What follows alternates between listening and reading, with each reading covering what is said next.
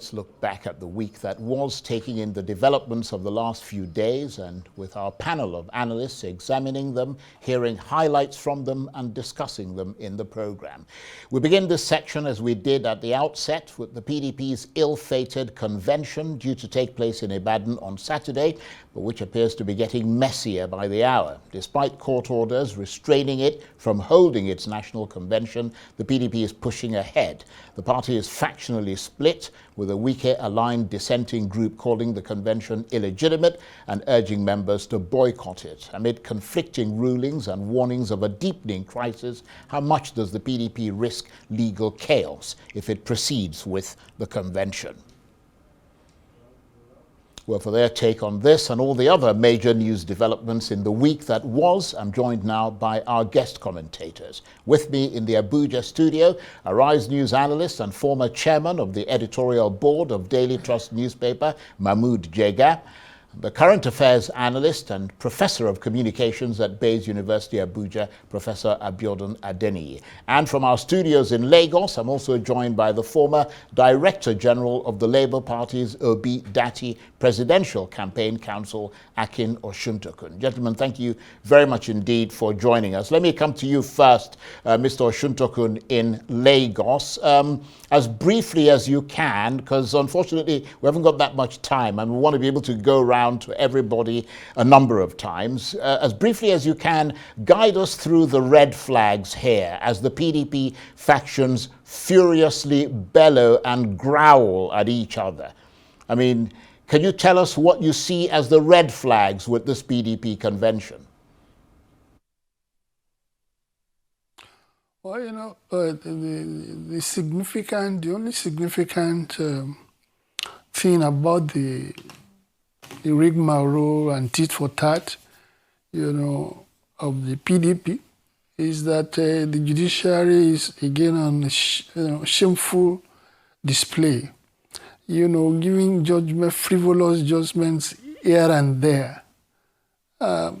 Look, apart from the validity of what they are doing legally, I think an individual at the level of a court judge also owes a responsibility, you know, of contributing to the stability, you know, and the good of, the development of the society. You have to take into consideration the implications of the judgment that you are giving. Now, the judgment that you are giving. So you see people giving contradictory judgments. So at the end of the day, you now ask yourself, how would it, just as you have asked me now, they are not robots. I mean, those judges are not robots. Wouldn't they ask themselves the question of what would be the effect of this judgment that I'm giving? You can't say that you are insensitive, you don't know what is going on. And at the end of the day, quite a number of them will be found, errant in the judgment that they are giving. So for me, it's not the PDP. The PDP, I don't know, it has played itself into Kokunani. It's a victim of the trend towards one-party dictatorship. So I expect that they will find themselves in the kind of mess that they have created. What is significant, what is important about what is going on is again the role of the judiciary. When you give judgments, that the implication of the judgment that you are giving is destructive. Right. It doesn't contribute to the development of the political party. It doesn't help the PDP. Right. Because look, as a judge, you have to take into consideration that, okay, this is a public institution, the PDP.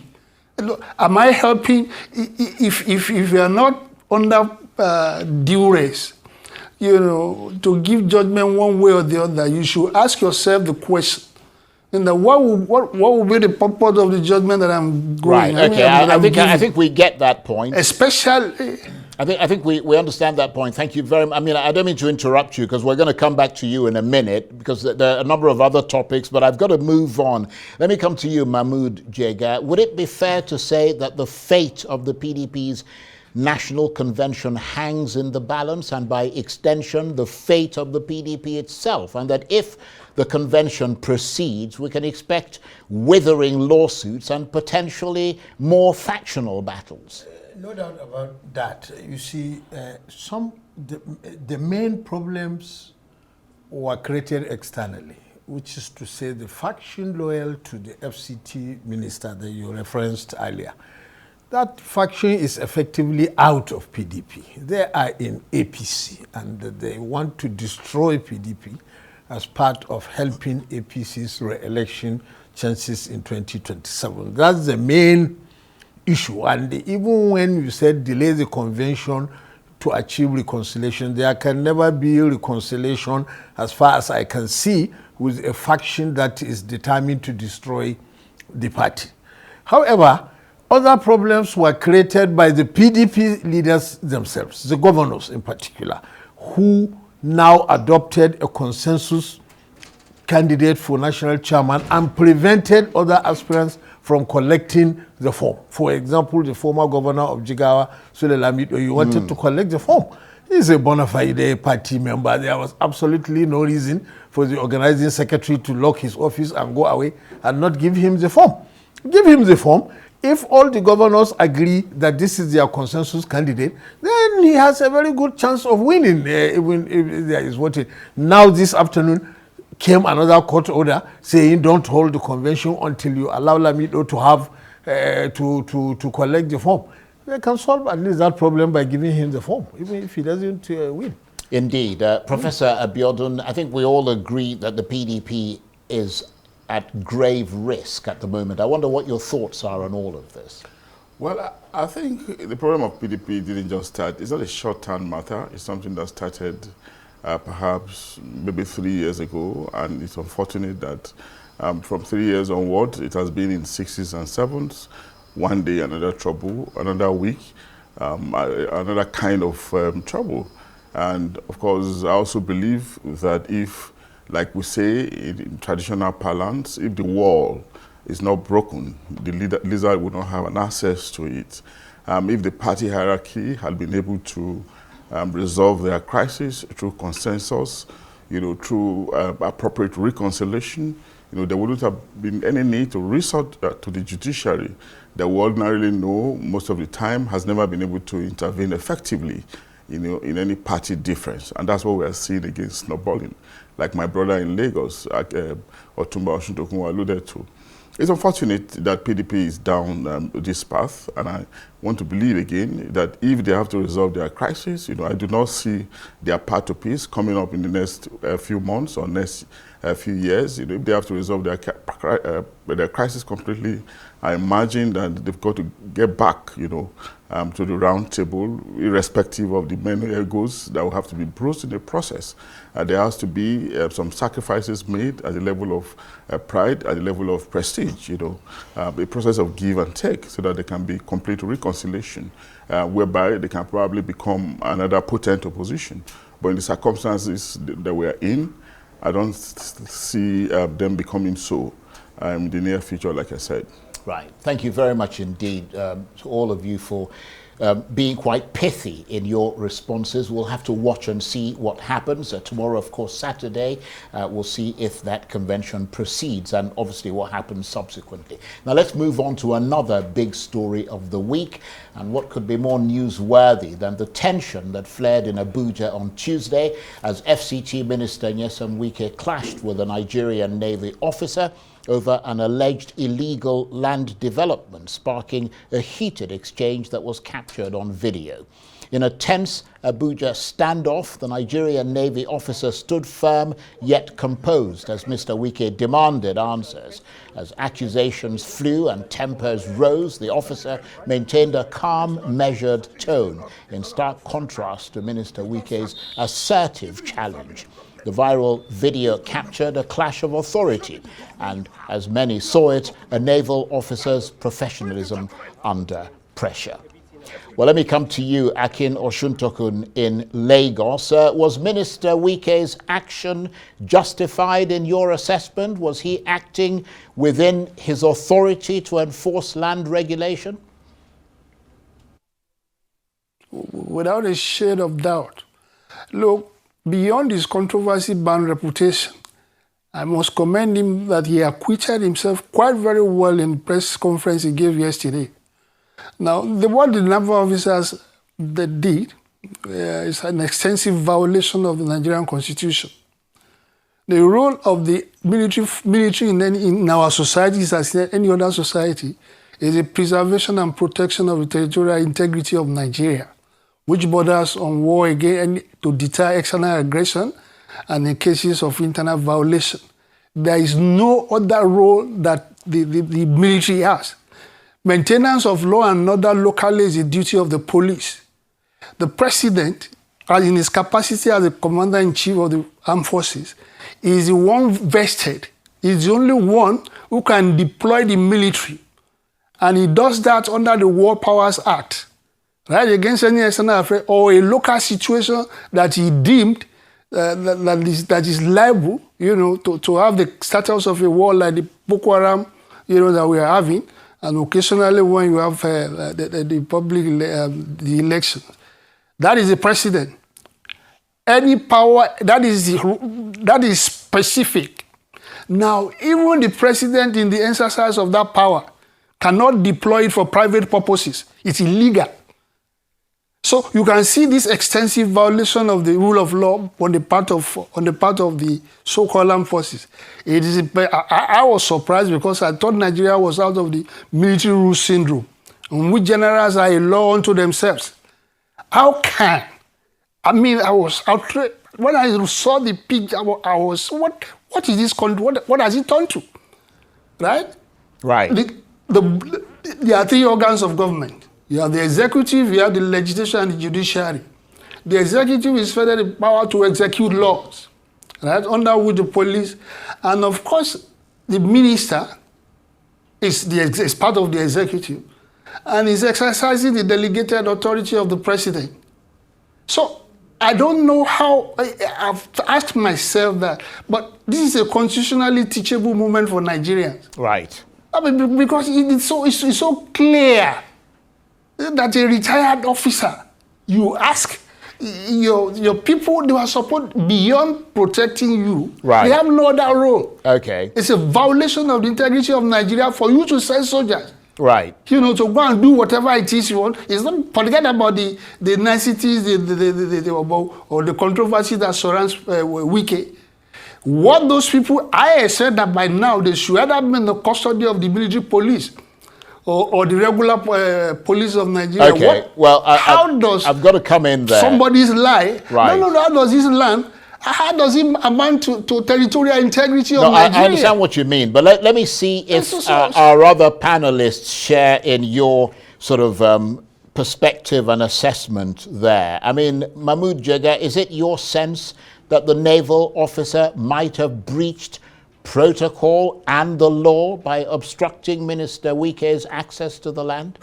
All the top military officers, the serving and the retired, the Minister of Defense, the Minister of State for Defense, the Chief of Defense Staff, the current Chief of Naval Staff, the former Chief of Defense Staff, General Irabo, and the former Chief of Army Staff, General Burate, all said the same thing, that what the officer did was a lawful pursuit of his assigned orders. And you see, I disagree completely with Oga Akin, who said that the controversy around the minister is immaterial. It is extremely material, because this event that happened on Tuesday was a public relations disaster, not only for the FCT minister and the FCTA, but for the administration as a whole. Why? Because if you look at the reaction of young Nigerians in the social media and even in the mainstream newspapers, they were celebrating what they saw as the military stopping impunity by the minister. It's a major turn of events that 30 years ago it was soldiers in Nigeria who were synonymous with impunity, but now the public seems to believe that it is the current political leaders who are engaged in impunity, and it requires the military to even stop them. Did you see the video yesterday when the FCTA finally moved their bulldozer from that compound. People lined up there on were the great street. cheers. Exactly, there were great cheers saying, "Shame, shame on you," this and that. What caused that? It was the conduct, specifically of the minister. Right. If, as the FCDA official said, the development control people went there and saw the soldiers were guarding that plot, armed soldiers for that matter, the right thing to do was for the minister to also take armed mobile policemen and DSS and rush to the same site. What would have happened if there was a shootout? Okay.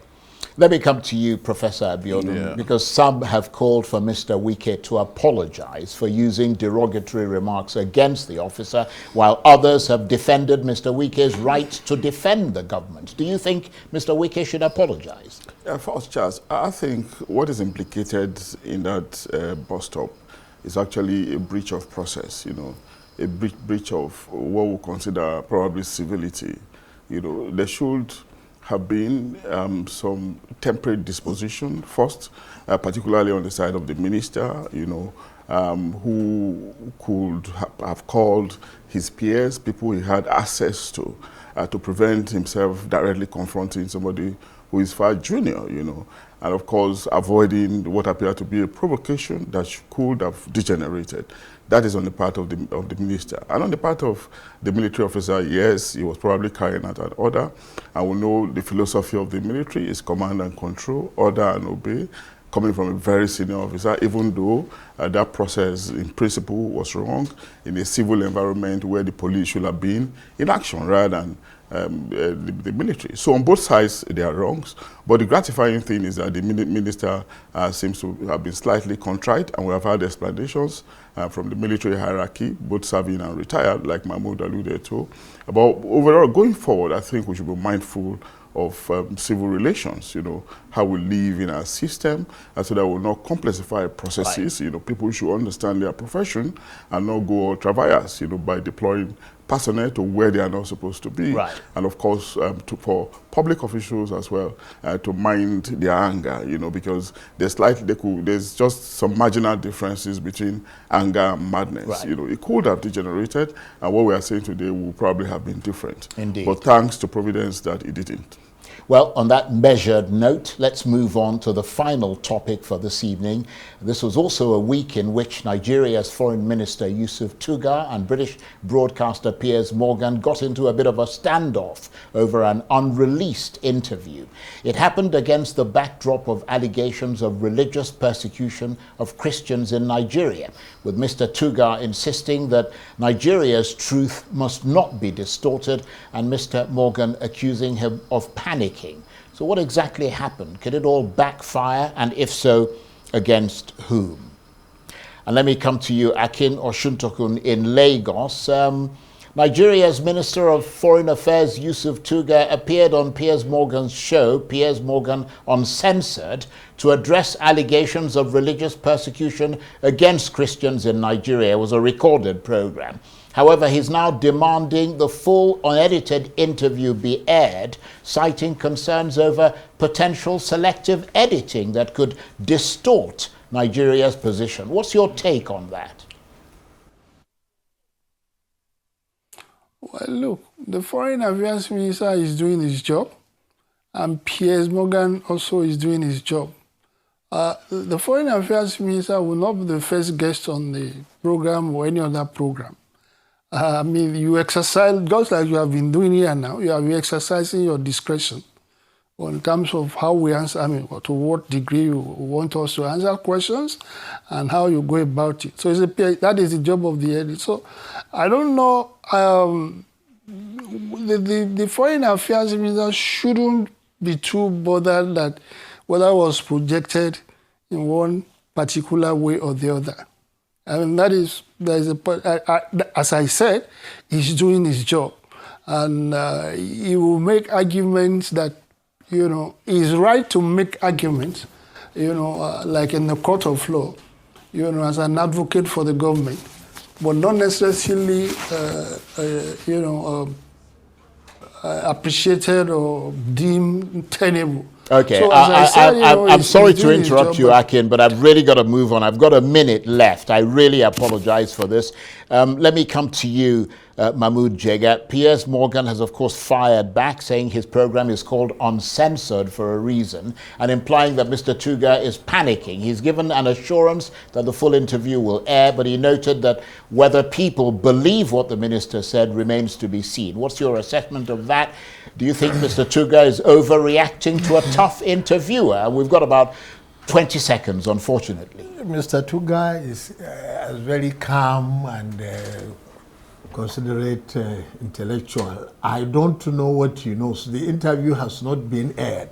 So we really don't know why he was worried that it could be edited. Possibly it is because right now the BBC itself is in some crisis and had to apologize to the President of the United States because they edited some of the things he said and patched them together, and it ended up giving a different meaning. I don't know whether that is the reason, but I don't know really why he is saying this. Okay. Even before the interview is aired. Just very, very briefly, Professor Adeniyi, Mr. Tuga, of course, called out Piers Morgan for referring to the Chibok boys instead of girls, a reference to that 2014 Boko Haram kidnapping, and daring him not to edit that bit out. How much does that raise questions for you over factual accuracy? I mean, does a factual slip-up like that fuel perceptions of bias? No, I don't think the Minister of Foreign Affairs should be bothered, actually. It's just an exchange between the two of them. It should allow the audience to judge, The ultimate, judge should be the audience.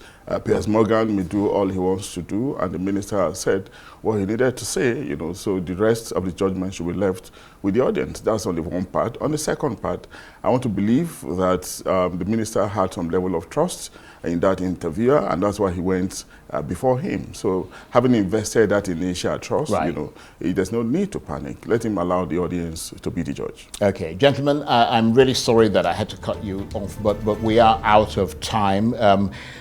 Mahmood Jega, Professor Abiodun Adeniyi, and Akin Osuntokun in Lagos, thank you very much indeed. That's it for this edition of Arise Prime Time. Join us again next week. From me and the entire team here in Abuja and Lagos and Ibadan, bye-bye, and thank you for watching.